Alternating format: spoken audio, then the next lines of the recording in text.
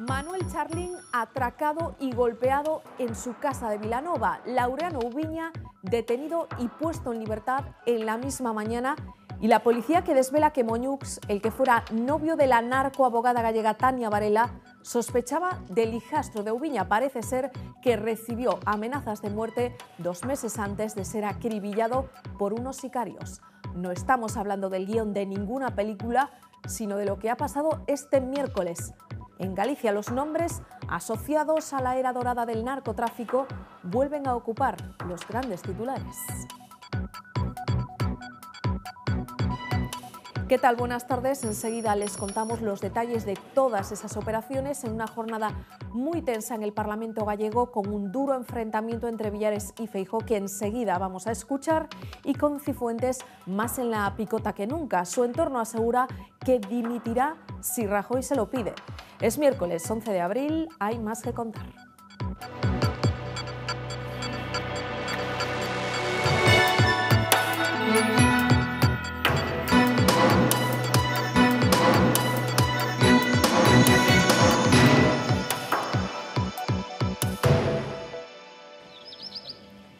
Dos ladrones asaltaron su casa y le golpearon, pero no era cualquier vivienda escogida al azar, sino la de Manuel Charlín, en Vilanova de Arousa. Eran las 9 de la mañana, un vecino alertaba a la policía de que alguien estaba pidiendo auxilio. Los gritos procedían del chalet del patriarca de uno de los clanes más sonados del narcotráfico gallego. Ese mismo vecino alertaba además de que los hombres iban armados, llevaban una escopeta recortada. Actuaron muy rápido, en 5 minutos, y según los propietarios de la casa, buscaban dinero en efectivo. Golpearon al propio Manuel Charlín y a su hijo, a quien dejaron, al parecer, y según relatan los testigos, la cara destrozada. Después huyeron. Charlín padre fue dado de alta este mediodía, su hijo sigue en observación. Y hoy mismo también detenido y puesto en libertad Laureano Ubiña, que se ha visto dentro y fuera en cuestión de unas horas. Agentes de la Guardia Civil encargados de la investigación se desplazaban desde Oviedo hasta Arousa para arrestarlo por un presunto delito de narcotráfico. Tras prestar declaración en la comisaría de Cambados, asistido por un abogado de oficio, Ubiña quedaba libre pasada la 1:30 de la tarde. Todo parece indicar que la tesis policial no era suficientemente sólida como para retenerlo y trasladarlo a la vecina comunidad. Ubiña, que ha cumplido 3 condenas por tráfico de hachís a gran escala y una por blanqueo de capitales de la droga, volvió a Galicia en 2017 tras obtener la libertad condicional.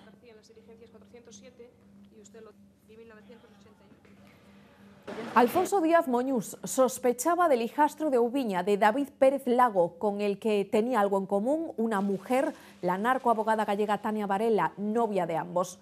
Lo ha dicho hoy la policía. 2 meses antes de que unos sicarios acabasen con su vida a tiros, Moñús recibió amenazas de muerte.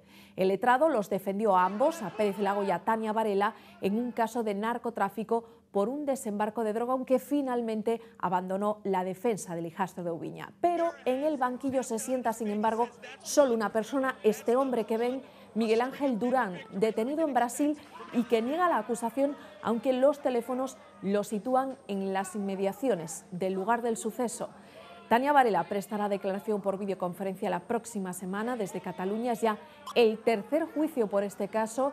El encargo del asesinato de Moñús nunca ha logrado ser esclarecido del todo. Los grandes nombres asociados a la época dorada del narcotráfico vuelven a la primera línea. Charlín, Ubiña o Miñanco, con cuentas saldadas y otras pendientes, repasamos qué les llevó a la cárcel y por qué regresan ahora a los titulares de prensa.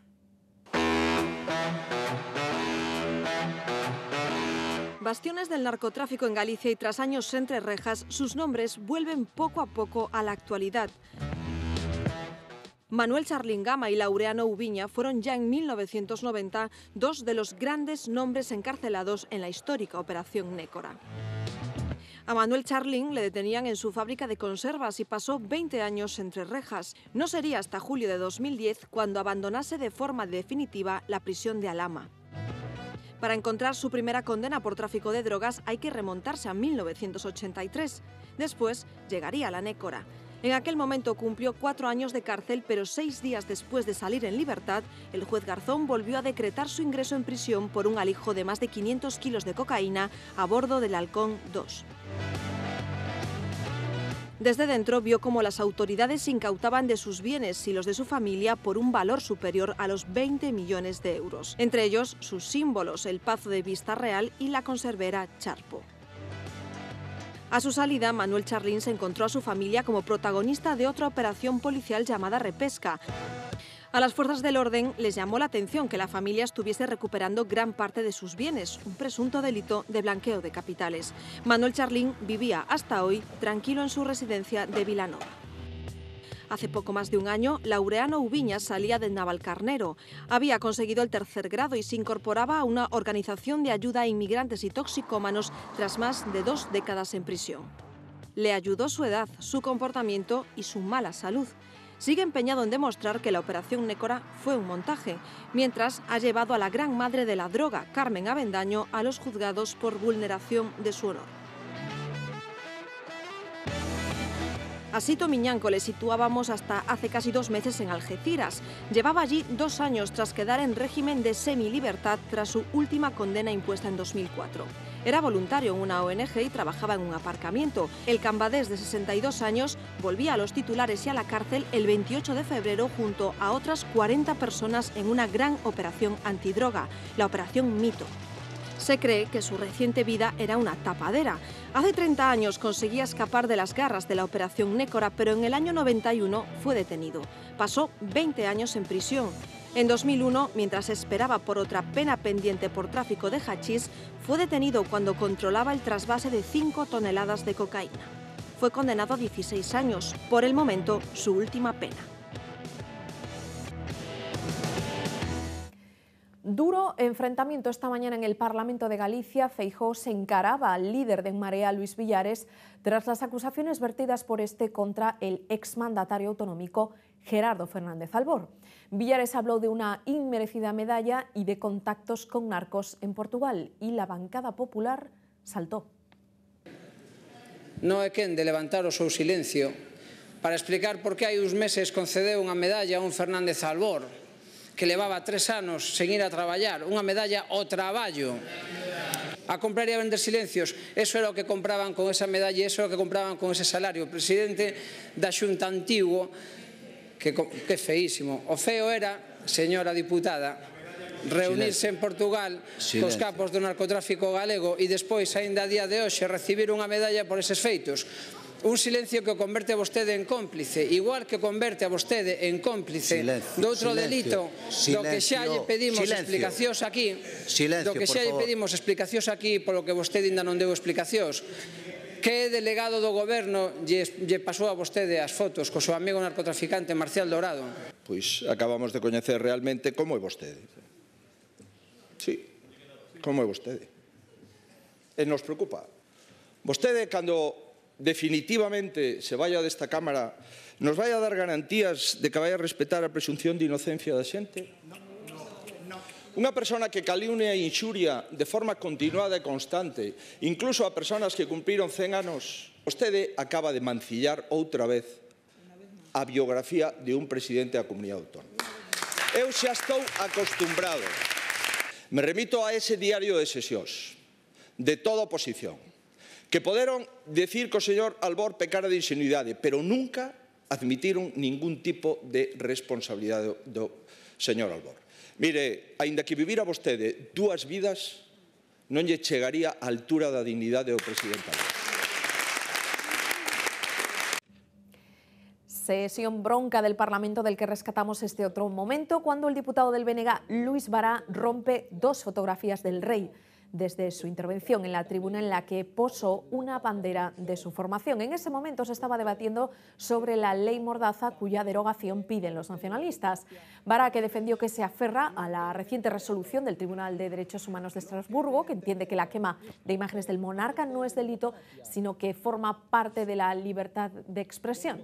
Desde el PP lo acusaron de actuar como el James Dean del nacionalismo gallego. rebelde, sin causa, y le invitaron a romper otra foto, la que se hicieron varios dirigentes del bloque en su día con Arnaldo Otegi.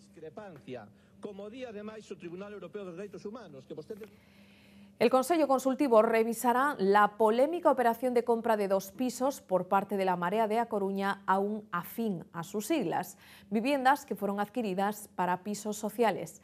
Quien ofreció esos pisos es un firmante de la Marea Atlántica que trabaja desde hace 3 años como consultor para el gobierno de Ada Colau. La decisión se aprobaba en pleno esta mañana con los votos a favor de PP, PSOE y BNG y la abstención del partido de Xulio Ferreiro. Uno de los inmuebles está situado en la céntrica calle Barrera, el otro en el barrio de Someso. En ambos se han detectado irregularidades, como por ejemplo no contar con una revisión técnica favorable, a pesar de tener en un caso más de 50 años ese inmueble, o otro estar inscrito como oficina, como local comercial y no como vivienda. Pasados apenas 15 días de la última tragedia en aguas del Orzán, la desaparición de Andrea Domínguez, y solo 2 días después de la aparición de su cadáver, tenemos que hablarles de un nuevo susto en la bahía de A Coruña. La pasada madrugada, la policía local se vio obligada a intervenir en la playa. Una joven se saltaba el cordón de seguridad y accedía al arenal. La zona estaba precintada en ese momento por un nuevo temporal, había alerta amarilla. Los agentes avisaron a la chica de que abandonase la playa, pero esta hizo caso omiso a los avisos. No tuvieron que llegar a meterse en el mar, pero sí tuvieron que ir detrás de ella. La joven ha sido sancionada por saltarse el cordón, se enfrenta a una multa de entre 600 y 30.000 euros. Impresionantes las imágenes que ayer les enseñábamos, las de esas granizadas caídas en las últimas horas en Galicia, un reguero de accidentes con múltiples vehículos implicados y hasta varias personas heridas. Es uno de los fenómenos meteorológicos más peligrosos para la conducción. Hemos recurrido a un especialista para que nos explique cuál es la mejor manera de ponernos al volante en estas circunstancias y, sobre todo, cómo reaccionar ante un imprevisto. De los fenómenos meteorológicos que pueden darse en la carretera, probablemente sea el más complejo. Aparte de hielo, el problema que tiene es que son como bolitas que rueda el coche por encima y el agarre es cero. Un punto conflictivo no a nivel granizo, pero sí a nivel hielo, serían los puentes. Es mucho más factible que se formen placas de hielo, por debajo del puente hay aire frío, que lógicamente enfría mucho más rápido la parte superior del asfalto. Eso debería estar señalizado y no está con más frecuencia. Otro punto conflictivo puede ser a la salida de un túnel largo, de salir de seco del túnel de repente al granizo, pues te puedes encontrar una sorpresa. Una de las normas básicas de la conducción es tener un campo de visión lo más amplio posible. Si el granizo nos sorprende de golpe no hay nada que hacer, pero si es la típica zona que parece como que de repente la autopista se vuelve blanca y lo vemos como a 200 o 250 metros de distancia, pues podemos tener un margen de entre aproximadamente 8, 9, 10, 11 segundos, dependiendo de la velocidad, para detener el vehículo. Tenemos que tener en cuenta que a ciertas velocidades, sobre todo velocidades elevadas, como pueden ser las de autopista o autovía, que son 120 km por hora, un vehículo recorre aproximadamente 36 metros por segundo. Lo cual quiere decir que si tenemos un campo de visión de 60 o 70 metros, vamos a tener más de 2 segundos y pico escasos de tiempo de reacción. Es muy probable que así choquemos contra cualquier obstáculo. No ponernos nerviosos, aminorar la velocidad con mucha precaución y mucha suavidad, sin brusquedades en el freno, sin brusquedades en el volante. Luego voy a una velocidad X y lo primero que tengo que hacer es levantar el pie del acelerador progresivo, posar el pie en el freno y empezar a reducir la velocidad de manera que la adecue a las circunstancias en la medida de lo posible, hasta que incluso, si es necesario, llegue a detener el vehículo por completo. Lo que nunca podemos hacer es frenar bruscamente ni levantar el pie del acelerador bruscamente, porque eso va a provocar desequilibrios violentos de los pesos del coche hacia adelante y hacia atrás, genera pérdidas de adherencia en el eje que haya perdido peso en ese momento y eso provocará, si estamos en curva o medio apoyados, que el coche tenga movimientos laterales y pueda derrapar y perder el control. Cuando ya sabemos que el impacto es inminente, si no hemos colocado previamente la posición de conducción de manera adecuada, no hay nada que hacer. Con respecto a las pies, pisamos el pedal del embrague y pisándolo hasta el fondo, la pierna tiene que quedarnos ligeramente flexionada, de forma que cuando haya un accidente, por mucho que me tense y me ponga rígido, la extremidad haga como de muelle y pueda amortiguar en parte la energía del impacto. Si fuese demasiado atrás, pondría la pierna completamente estirada y repercutiría en la cadera, y si fuese demasiado cerca, obviamente me daría un golpe con el salpicadero o la parte baja del volante y sería muy peligroso. Respecto a los brazos, tenemos que buscar una regulación de volante que nos permita sujetarnos al volante de forma que conduzcamos con los brazos ligeramente flexionados. Así, esa distancia se puede lograr poniendo más o menos la muñeca un poquito más adelante en la parte superior del volante, con la espalda completamente apoyada en el respaldo. Altura de volante a la altura de la barbilla o de la boca del conductor, cinturón bien puesto, tensándolo bien para que se ponga la banda ventral pegada a la cintura y regulando la altura de manera que esta parte de aquí caiga encima del hombro del conductor, y ya tenemos una posición de conducción bastante adecuada. Si vamos demasiado lejos y nos ponemos bloqueados con las extremidades rectas, acabaremos provocando lesiones graves en cadera y hombros, y si vamos demasiado cerca, lógicamente nos tragaremos el volante, probablemente nos golpee el airbag en la cara y nos haga más daño del que al final podría hacernos si fuéramos bien sentados. Hoy no ha habido granizadas, pero sí chubascos y temperaturas de nuevo bastante bajas para esta época del año, con la localidad ourensana de Aveiga otra vez batiendo récords. 5,5 grados bajo cero. La de este miércoles ha sido una jornada de primavera, pero con valores negativos en muchos puntos de la geografía gallega. Vamos a ver cómo se presentan las próximas horas. ¿Qué tal? Este jueves volveremos a tener una nueva jornada de precipitaciones en Galicia. Al menos la lluvia por la tarde caerá ya de forma mucho más ocasional. Empezamos nuestro repaso en la provincia de A Coruña. Por la mañana llega un frente asociado a una borrasca que tenemos al noroeste de la comunidad. El frente dejará lluvias persistentes durante la primera mitad de la jornada, pero, como decimos, por la tarde serán ya más intermitentes esas precipitaciones, y entre chaparrón y chaparrón habrá posibilidad de ver algunos claros, por supuesto. Las temperaturas se quedan sin cambios importantes, manteniendo valores bastante discretos para la época del año, especialmente las mínimas, que podrían descender hasta los 5 grados en algunos puntos de la provincia coruñesa. Además, el viento de componente norte mantendrá un ambiente térmico bastante fresco. En la provincia de Lugo, también por la mañana, coincidiendo con el paso de ese frente, lluvia persistente y continua. Por la tarde caerá en forma de chaparrón y en muchos momentos por la tarde habrá cielo despejado, especialmente en el interior de la provincia lucense. Eso sí, también con temperaturas mínimas bastante bajas para la época del año y máximas que, como están viendo, no van a superar los 14 grados. En la provincia de Ourense también una jornada de chaparrones. En algunos momentos podrían caer con cierta intensidad, incluso en forma de granizo y acompañados de aparato eléctrico, y con máximas que se quedan sin cambios significativos. En Ourense se registrará la temperatura más elevada este jueves, podría llegar hasta los 16 grados. Y en la provincia de Pontevedra también por la mañana unas horas bastante lluviosas, coincidiendo con el paso de ese frente. Por la tarde la lluvia caerá ya de forma mucho más ocasional. Las temperaturas se quedan sin cambios significativos. Así que en Galicia, de nuevo, vuelve a ser protagonista la lluvia. Atraco a mano armada en una gasolinera de Ribadavia. Hay un empleado herido. La Guardia Civil de Ourense ha montado un dispositivo de búsqueda para dar con el asaltante que se dio a la fuga. Los hechos ocurrían a última hora de ayer en la estación de servicio de Aquinza, al lado de la Nacional 120. Un individuo con pasamontañas negro y mono de trabajo le disparó al trabajador en un brazo y se llevó la recaudación. Condenado a casi 15 años de cárcel, el celador que apuñaló en el cuello a una enfermera de Povisa, donde ambos trabajaban y de la que había sido pareja, deberá indemnizar con 384.000 euros a la mujer que tiene reconocida una incapacidad permanente a causa de las secuelas que le han quedado. Está acusado de un delito de asesinato en grado de tentativa. Los hechos ocurrieron en abril de 2015. El que llevaba el rostro y las manos cubiertas la abordó cuando ésta salía de su domicilio para ir a trabajar.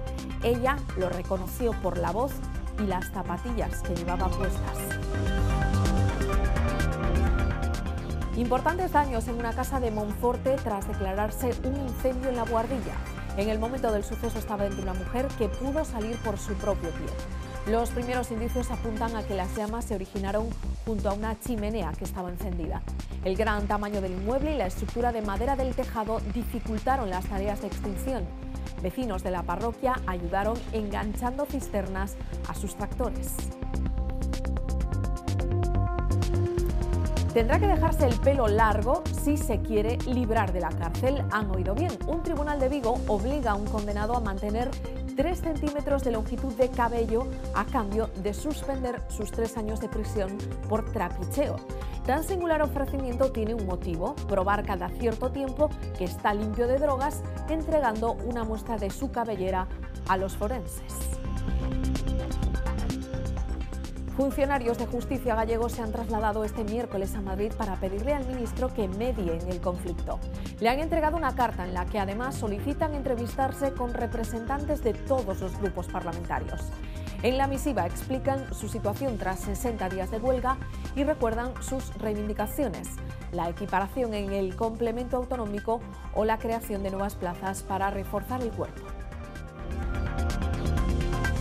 Otra cita en Madrid, esta será mañana jueves. Representantes de víctimas de Angrois se entrevistarán por primera vez y 5 años después del accidente con Ana Pastor.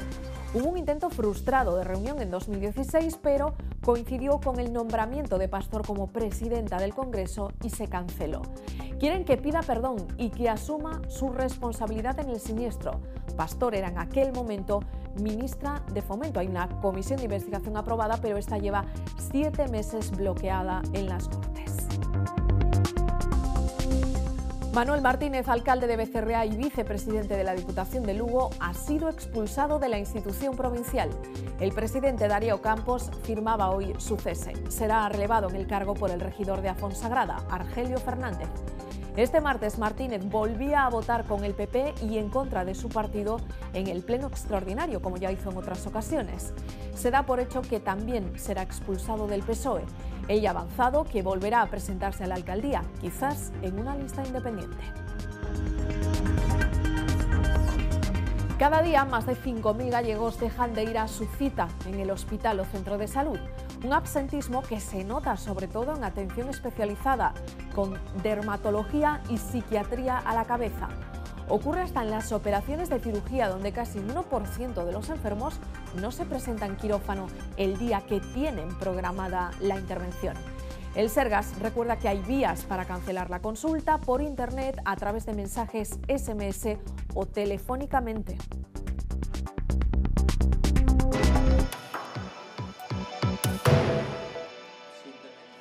Se lo comentábamos al inicio de este tiempo informativo, sus nombres vuelven a la palestra, el de Charlín y el de Ubiña, por diferentes motivos.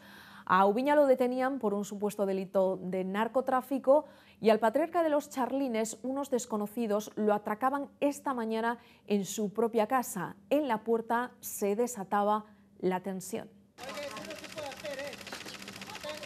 A los momentos posteriores al atraco se corresponden estas imágenes que están viendo y a las que acabamos de tener acceso. Varios miembros de la familia Charlín se encaran con los periodistas que están cubriendo el suceso y llegan a agredirlos físicamente para impedir que les hagan fotografías. A una redactora llegan a tirarle el teléfono al suelo con violencia.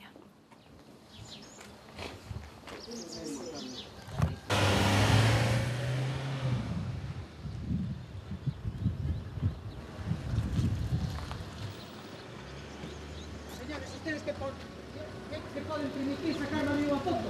¿Quién le da a ustedes derecho a sacar una foto? ¿Y a usted quién le da derecho a sacar una foto? ¿Le cago?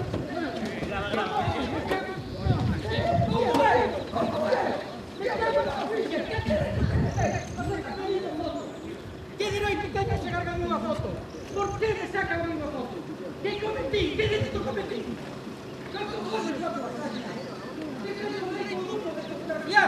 Tengo derecho do mundo de sacarme mi foto.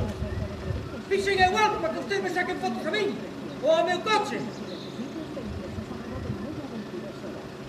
Eu non digo que me saquen fotos.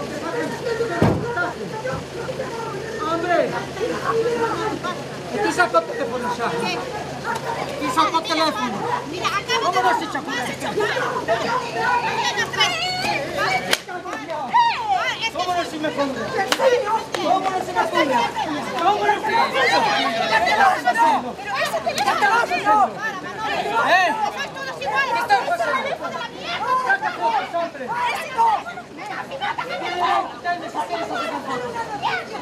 Hombre, ¿cómo tienes fotos? ¿Qué es tu familia?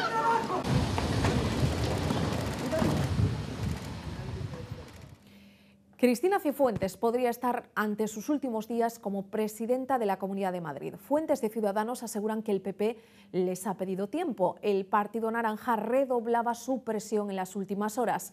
Albert Rivera le ha pedido hoy a Rajoy que Cifuentes dimita. Mientras, las filas populares parecen estar divididas. Unos pocos apoyan de forma pública a Cifuentes, otros prefieren escapar de las cámaras. De negro riguroso, Cifuentes recibe de manos de la Asociación de Víctimas del Terrorismo la Cruz de la Dignidad. Claro que desde hace semanas lleva otra cruz, la de su máster. Cifuentes se reivindica. Y ahora más que nunca como presidenta del Gobierno de la Comunidad de Madrid, presidenta de la Comunidad de Madrid, presidenta del Gobierno, de este Gobierno que tengo el honor de presidir. Y también a la prensa. Los medios de comunicación son, y aquí se ha dicho, un elemento esencial para poder trasladar al resto de la sociedad la verdad. Ojo que habla de terrorismo. Una Cifuentes junto a dos ministros, Zoido y Montserrat, aunque otros empiezan a ponerse de perfil. Deben de resolverse las cuestiones con la máxima celeridad, sobre todo cuando hay confusión. Señor Méndez de Vigo, ¿mantiene la confianza de la señora Cifuentes? ¿Confía en Cifuentes, señor ministro? No hablan de ese asunto. Y sobre el otro asunto es un tema de los partidos. Como ayer lo rebautizaba Rajoy. Otros resisten. Llevo 3 semanas defendiendo a Cristina y no soy ejemplo para nada y lo que tiene es la confianza del partido. Mi confianza sigue siendo la misma que ayer. Mientras no se demuestre lo contrario, yo sigo creyendo en lo que ha dicho la señora Cifuentes. Madrid en juego. Está acabada, políticamente acabada. Si la señora Cifuentes no se marcha en el mes de abril, el presidente va a ser otro y no va a ser del Partido Popular. Nosotros no aceptamos ni ultimátums, ni fechas límites. ¿No quiere perder el Gobierno de Madrid? Nosotros no somos Ciudadanos, que son un partido de oposición, nosotros somos un partido de gobierno. Le pido a Rajoy, que es quien puede tomar esa decisión, que igual que hemos llegado a acuerdos en otros temas, ¿no?, como presupuestos, investidura y otros asuntos, que en este caso también pues tome la decisión, que yo no creo que sea fácil para ellos, pero que es la sensata, ¿no?, que es poner a otra persona y que el PP, que ganó las elecciones y es la lista más votada, acabe la legislatura. El tiempo corre, pero según fuentes de Ciudadanos, el PP les ha pedido precisamente eso, tiempo. Desasosiego en toda la comunidad universitaria que hoy han puesto de manifiesto los rectores de diferentes universidades españolas. Consideran que si Cifuentes no acredita que ha cursado el polémico máster, debe dimitir. Aseguran que los políticos no son una raza distinta de ciudadanos. Que yo sepa, los políticos no son una raza de ciudadanos distinta y no tienen unos derechos ni unas obligaciones distintos a los demás. Y por lo tanto, los políticos en ejercicio de representación de la soberanía popular, si dicen tener un máster, tienen que poder estar en condiciones de garantizar que lo tienen. Y si no lo tienen, y dicen que lo tienen y no lo tienen, a mí me parece que es motivo de dimisión de su cargo político. Pedimos a las diversas fuerzas políticas que mantengan a la Universidad Española al margen de sus legítimas contiendas políticas. CRUE desea manifestar su apoyo al rector de la Universidad Rey Juan Carlos para llegar hasta las últimas consecuencias una vez finalizada la tarea de la justicia. A sus 83 años, Jacinto podría tener que ir a la cárcel. Está acusado de matar a uno de los hombres que asaltaron su vivienda en 2015, en Tenerife.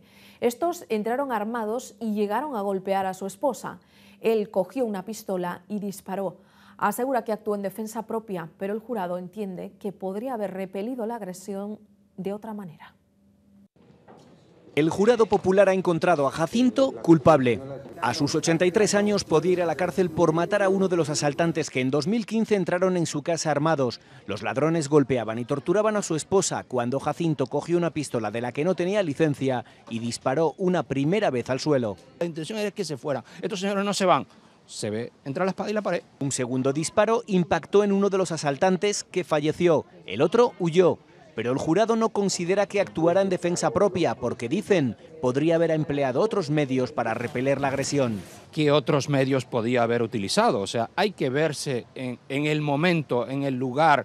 Su familia espera angustiada la sentencia porque podrían condenarle a 5 años de cárcel. Yo no quisiera ver nunca a nadie en la situación en la que se vivió y que vivimos en la casa de mis padres. Situación similar vivió el yerno de los creadores de la firma Ferris en el asalto a su casa en 2006. 10 atracadores retenían a su familia en la vivienda. Con un arma disparó a 2, que murieron. La justicia consideró que lo hizo en legítima defensa y finalmente fue absuelto. Durante años fueron el destino de miles de gallegos. Las Canarias se convirtieron en una salida laboral para muchos que aquí no encontraban trabajo, sobre todo obreros de la construcción y trabajadores de la hostelería. Pero también allí llegó la crisis y el pinchazo de la burbuja inmobiliaria. Pasaron de sueldos que rondaban el 1.000.000 de pesetas a tener que reconvertirse. Hoy viajamos hasta las Islas Afortunadas para comprobar cómo es la vida en otra de las provincias gallegas.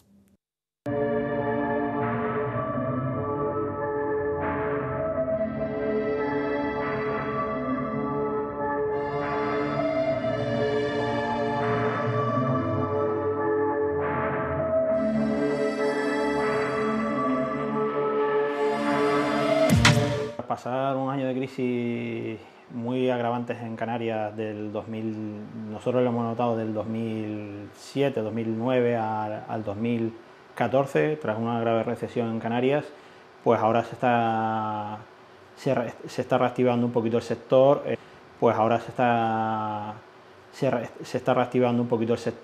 nosotros en nuestros proyectos y demás, sobre todo con las cadenas hoteleras.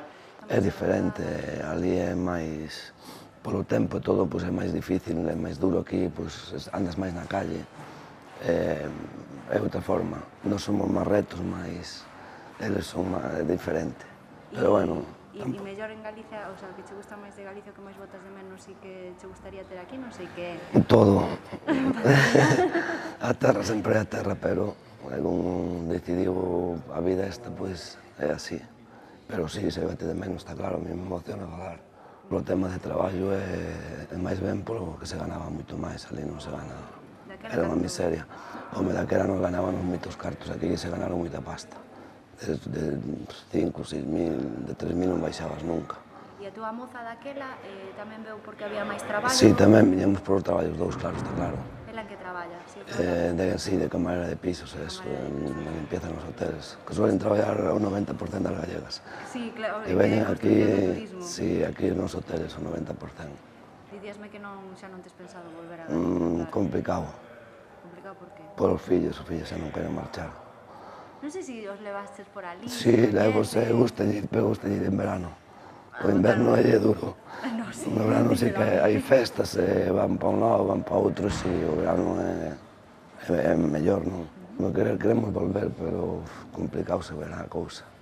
Sí, penso que é complicado. Si vos salir un traballo bo alá, pensaríades en Hombre, si salir un bo traballo, sí, pero eso é moi difícil, bastante difícil. Sería unha lotería. Ya conocemos el cartel al completo del Festival O Son do Camiño y el turno de las actuaciones. Las últimas entradas sueltas se van a poner a la venta el próximo miércoles.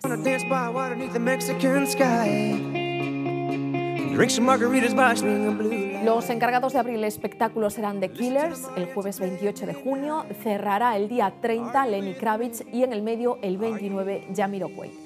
En las últimas horas se incorporaban otros 7 artistas, entre ellos el productor y DJ belga Lost Frequencies, uno de los artistas más escuchados del mundo según Spotify y YouTube. Suyos son éxitos como Are You With Me, el que están escuchando, o Reality. Además, Don Diablo, Martin Garrix, República, Terbutalina, LA Sexy Zebras, Franz Ferdinand, Triángulo de Amor Bizarro o The Gift, un largo etcétera, que completa el elenco de una cita que agotó los abonos en tiempo récord.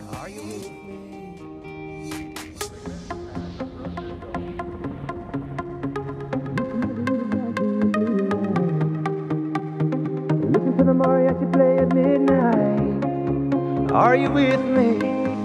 Are you with me? I wanna dance by water beneath the Mexican sky. Drink some margaritas by swinging blue lights. Listen to the mariachi play at midnight. Are you with me? Are you with me?